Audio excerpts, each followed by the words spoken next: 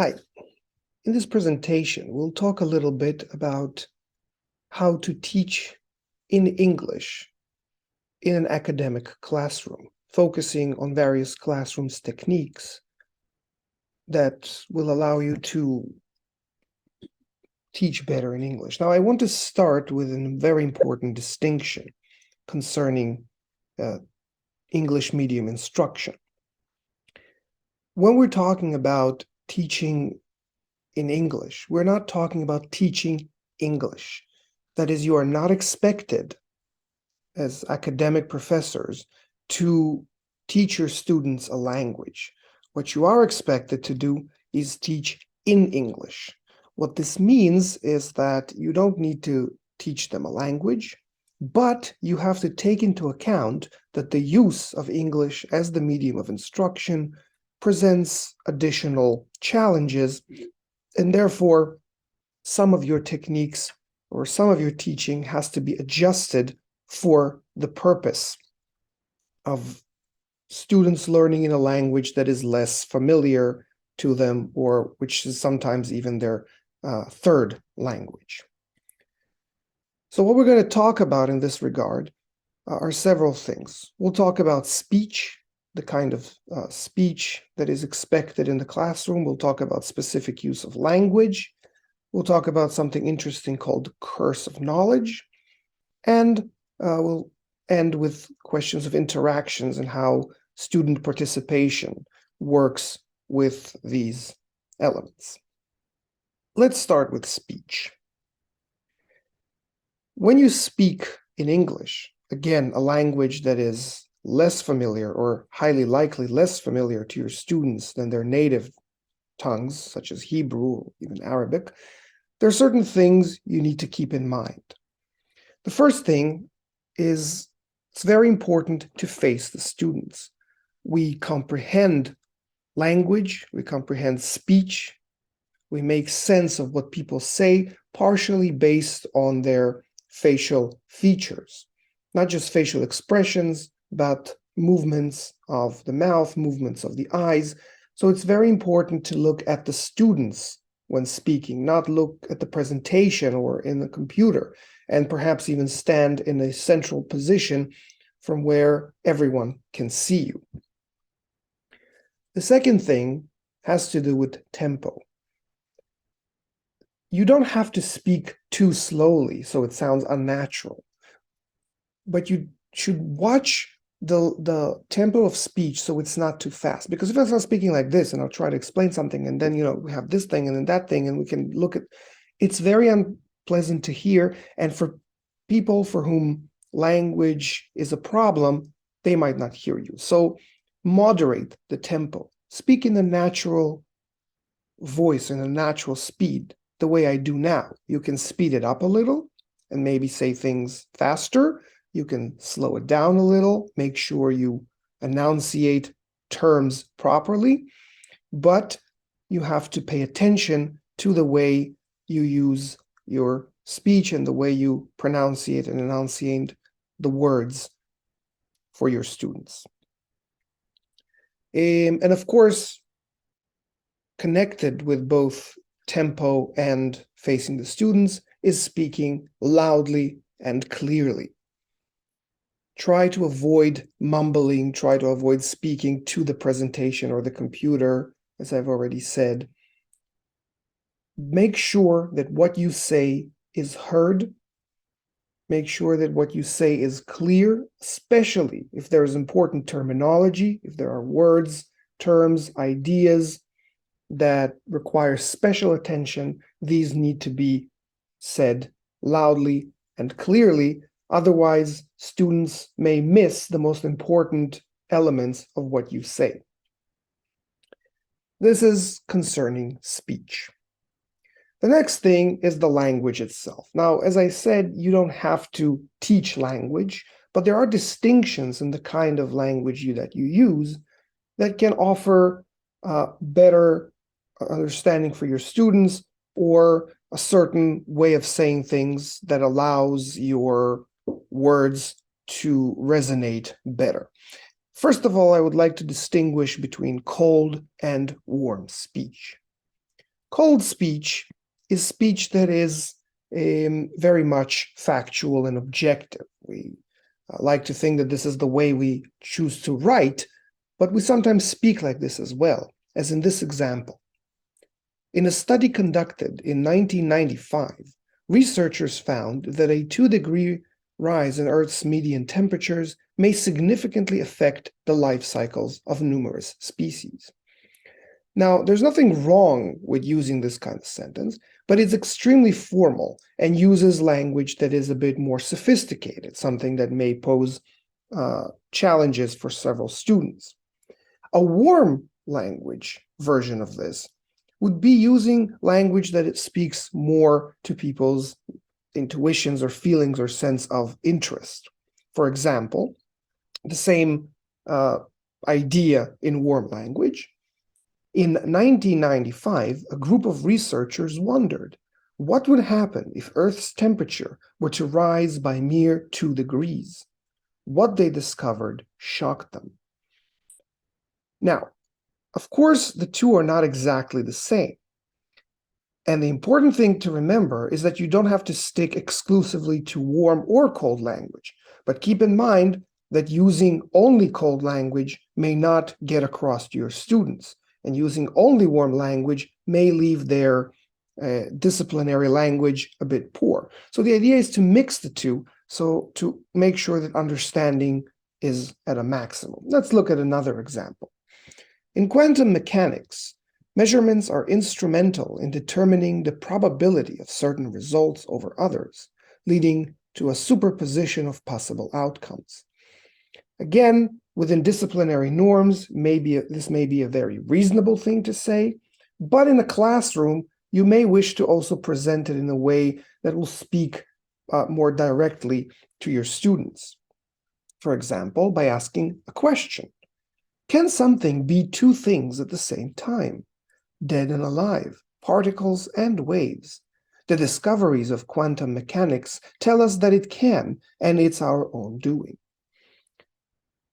Now, here once more, using only warm or only cold language may leave some things out, but ideally, you would use both so that students can relate to what you say on a more personal or emotional level, and also get a sense of how these things work from a disciplinary perspective, using the kind of terminology expected from them.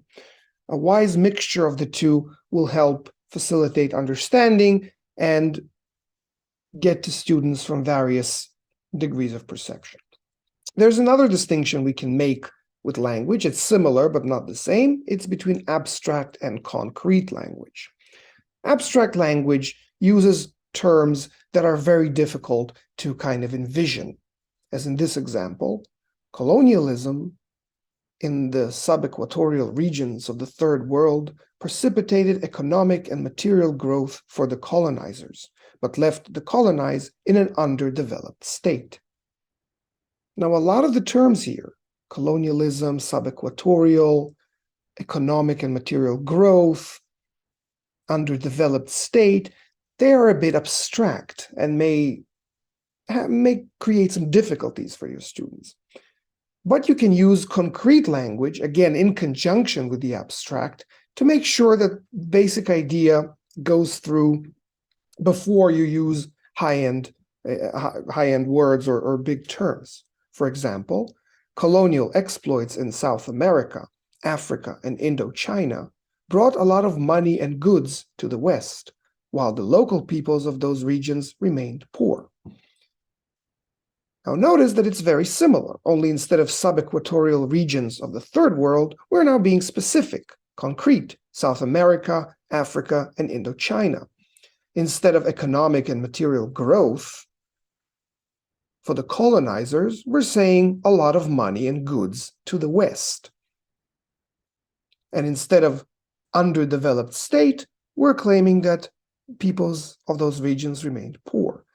It's not exactly the same, but using both methods alternatively can help you make sense to the students and help them kind of imagine exactly what you're talking about before going into the more general and non-specific. Let's look at another example. The temporal sampling rate and spatial sampling rate do not overlap if examined outside of a unified category under similar qualifying bases. Now you can already see that this is rather difficult to understand, mostly because it's based on abstraction. Temporal sampling rate, spatial sampling, unified category, qualifying basis, these are all words that's very difficult to pinpoint to a specific idea.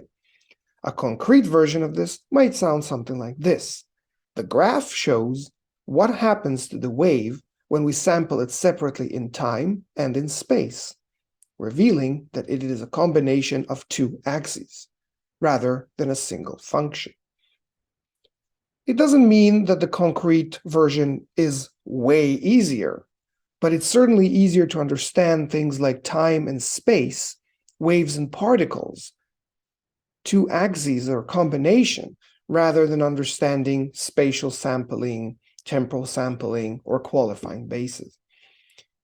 Once more, integrating and uniting the two forms of language, abstract and concrete, can help facilitate understanding by giving several versions of the same idea in various forms. It can also help strengthen students' disciplinary vocabulary, because they don't use it randomly, but rather use it from a perspective or a point of understanding. The last distinction between language I want to make is a more familiar one, and that is, of course, between the verbal and the visual. As all the previous example, we can just use words. When we lecture or in a presentation, we can simply use words and try to explain what we want to say. Language is divided into syntagmatic and paradigmatic relations, one determining its order in time, the second the principle of selection in space.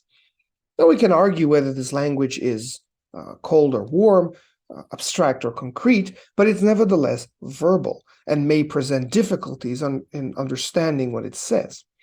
Offering a visual example can make things a lot easier by, for example, presenting a clock and saying, well, syntagmatic and paradigmatic relations work like a clock.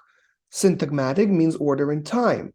The hours come one after the other, so we know that it's 2 o'clock because it comes after 1 o'clock and before 3 o'clock in a very specific order. Then we can explain the paradigmatic relations by saying that there's an aspect of choice here, that we are limited to a certain amount of time from which we can choose, and we cannot say that it's 19 o'clock, because the clock only allows a certain selection of elements from a given system. And so by just showing a clock, something quite familiar, something that's visually compelling for the students, we can help them understand things like order in space and order in time by saying, well, that's exactly how we read a clock. We understand time, the movement of time forward, by combining it with space, the selection of specific numbers from a possible system or list of numbers. Let's look at another example. Addition occurs when a feedback loop is created between a gratifying experience and a variable reward, which then leads to an ongoing anticipation of pleasure. Again, this could be colder or warmer, more abstract or more concrete, but it's still highly verbal. A visual example will help students understand what is it that they're looking for. So such a graph or a visual example as this can help them see what the words actually mean, help them better understand, and maybe even better remember. So they see this kind of loop, literally arrows leading one thing to another, where you have social media, an action performed, a reaction being awaited, and then rewards being given, and vice versa. Visualizing this cycle is very important to understanding what is it that happens when addiction occurs. And as always, it's not a matter of being only visual or only verbal. It's about mixing the two. This way, helping students receive the information from several inputs and generating knowledge based on some kind of contextual understanding rather than just remembering the words or remembering the graph.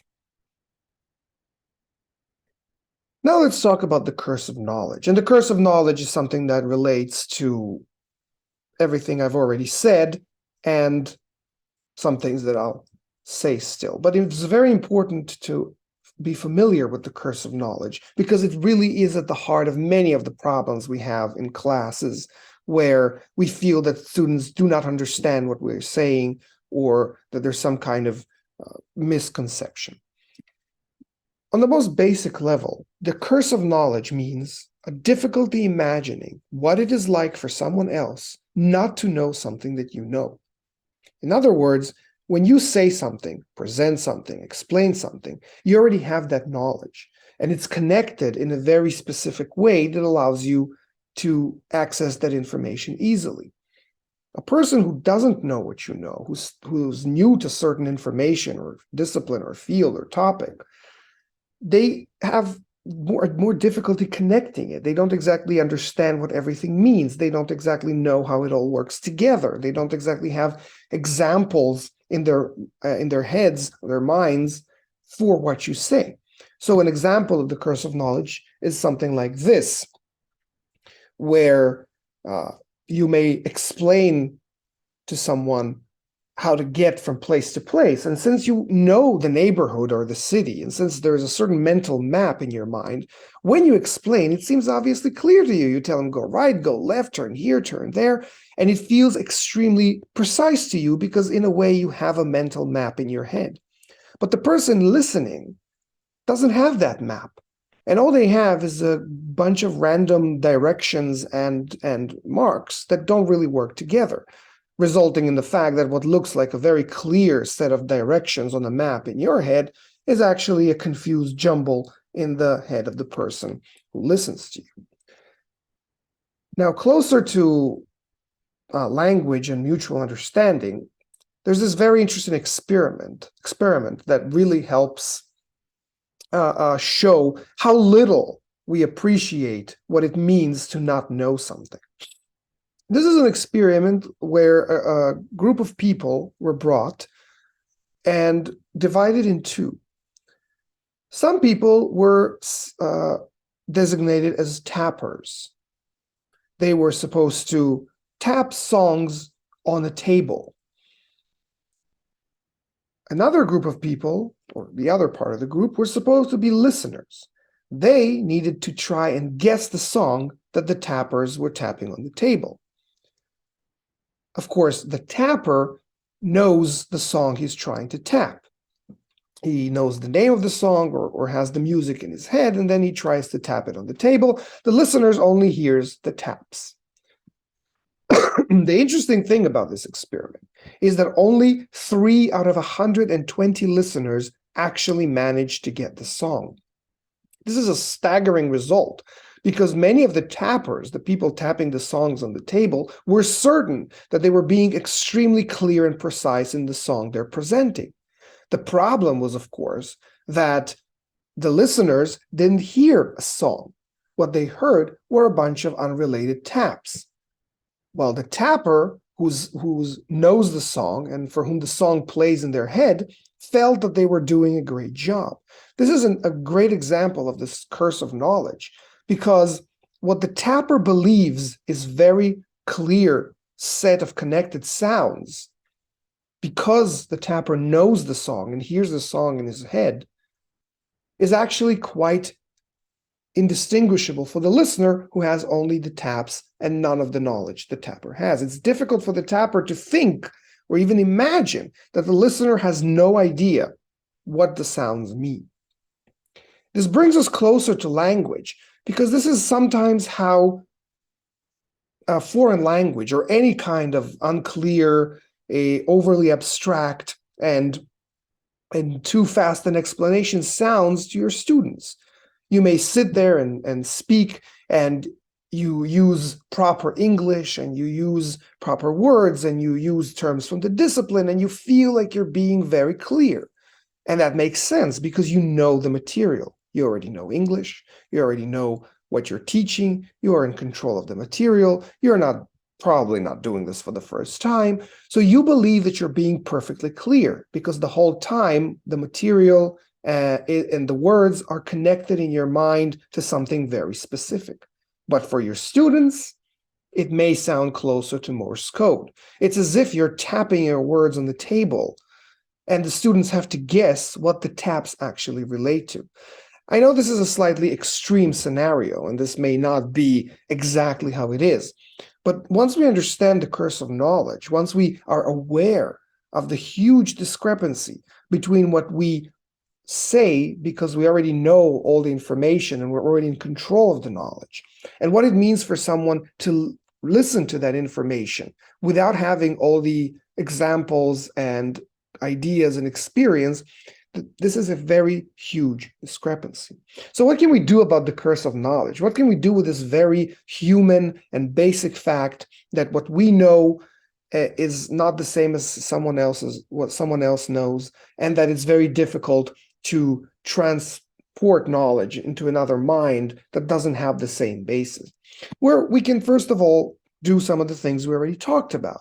Use simpler language. Use language that is warm and concrete, one that is based on a certain question or intrigue or story or examples that are more visual, something that will allow students to tap into their own store of knowledge, examples, and experiences in order to make sense of the material.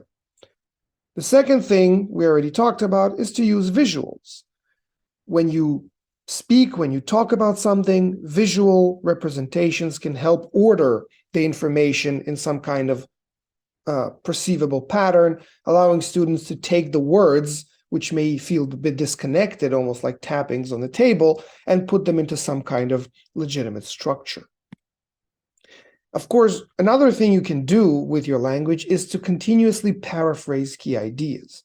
Not assume that since you said something once, it means it's clear. Sometimes certain words are misunderstood. Sometimes the phrasing is misunderstood. Sometimes students miss the key point. So sometimes paraphrasing the same idea, just saying it again in other words, may be extremely helpful. As in this simple example, we can say prices shot through the roof as low-interest funds flooded the market. Nothing's wrong with this sentence, but someone may miss it. They may miss low-interest funds. They may not entirely understand the word flooded. They may miss something about shooting through the roof, since it's figurative language. So being able to say a bit later or right after that cheap loans drove the cost of living drastically upwards can go a long way in helping students kind of get a sense of what is being said in another context, using another input or using another set of examples.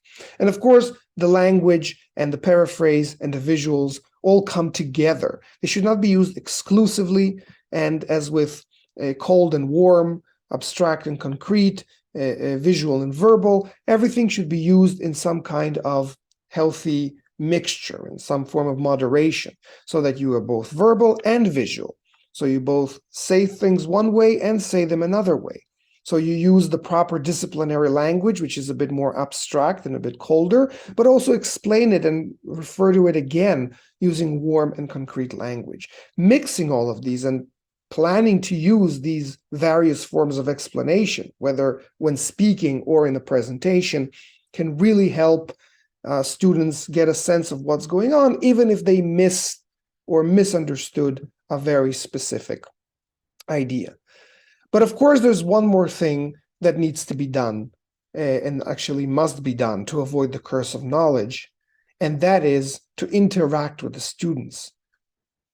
Interaction means actually getting from the students a sense of what they do and do not understand, what they know and don't know. So what can interaction include? Well, on the most basic level, it means encourage participation. Encouraging participation doesn't mean waiting for students to suddenly have a question. Students may be shy, students may take time to phrase their questions, students may feel like they don't want to undermine their professor. So participation needs to be encouraged. Students need to be asked and reminded that they should respond, that they should ask, that they should comment. But it's not only about letting students ask their own questions. It's also about asking them specific questions. If you end a certain topic with, are there any questions? Are we okay? Are we clear? Whether you get a yes or a no, whether you get nods or silence, that's not going to give you a sense of whether they actually understand. They may think they understand, but they don't because of the curse of knowledge. Or they may be, again, too shy to even ask. Or it may take them too long to figure out exactly what is it that they need to know. Asking specific questions, asking questions about this or previous material, can help you see what students actually answer, how they actually phrase their understanding, and this way see if things were clear or rather they got simply misunderstood. Of course, it can also be a nice idea to think in advance of certain questions that may be asked, and these can be put into the presentation, for example, so that students can follow. Another thing that can be done and should be done is to facilitate discussions. It's not always about you or a professor standing in front of the classroom talking and then the students responding in this kind of hierarchical one-sided relationship. There's a lot of room for discussion. Discussion allows to leave the realm of correct, incorrect, true or false, and try to phrase and process their knowledge in the entire classroom, in groups, in pairs, in whatever way helps them work. They can also do it online. It's very different for a student to try to phrase a question or an answer instantly when being prompted versus when that student had time to think about it, to phrase it, to process it, and to, let's say, post it online or say it a bit later. Also, discussions help flush out all these misunderstandings. Students are not afraid of making a mistake or saying something incorrect because they're simply trying to kind of test their understanding with each other or in groups or in pairs. So dividing students into pairs in smaller classrooms or groups in larger classrooms, even if you don't exactly follow what's being said in each group, can be very important so that people get a chance, so that students get a chance to talk about what they understand and to try and express it in some kind of less rigid environment. And of course, the last thing is creative activities. Simply asking questions and simply talking may not be enough, just as simply using verbal examples may not be enough unless you also use some visual ones. So create activities. Activities can be in class or online. They can be questionnaires. They can be some kind of challenge. They can be problem solving, anything that will allow students to use what they understand creatively, or they can use what they understand practically, so that understanding goes beyond remembering your words or remembering the graph, but actually seeing that students can be flexible with the information, the knowledge, and the skills they learn. And of course, as this image suggests, none of these things are exclusive. It's about combining them. It's about encouraging participation and asking questions and facilitating discussions and creating activities. Maybe not, and certainly maybe it's not possible for every lesson, but doing that in the course of a semester or a year, introducing such elements once in a lesson or every other lesson, or mixing them up, or starting the class warming up one way and then finishing another.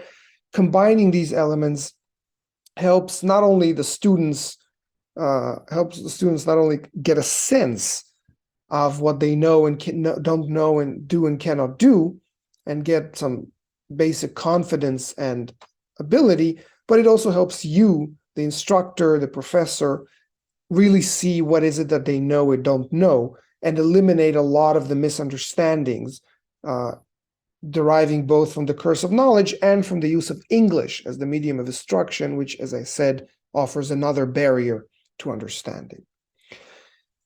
At the end of the day, the question is the question of value. When teaching in English, there's no doubt additional challenge. Students already sometimes have trouble following certain materials and using them practically, and English adds another problem. But when you speak directly to the students, when you use the proper voice, when you use different examples, when you use different types of language and offer varying context, when activities and participation are encouraged and students get something in class that they don't get at home watching a recording, for example, you increase the worth of the class, of coming to class, of wanting to participate. It offers value. And value is very important because we know that students today ask themselves constantly, why should I come to class? Why shouldn't I just watch the recording? Why shouldn't I take notes from the previous year? Why shouldn't I just submit the most basic assignment I can? And the answer should be because they get something from coming to class, from sitting there in front of you, from participating, from asking questions, from getting various contexts for difficult ideas, that all of this is worth their while, worth coming to your classroom, and worth struggling with it, even if it's in English.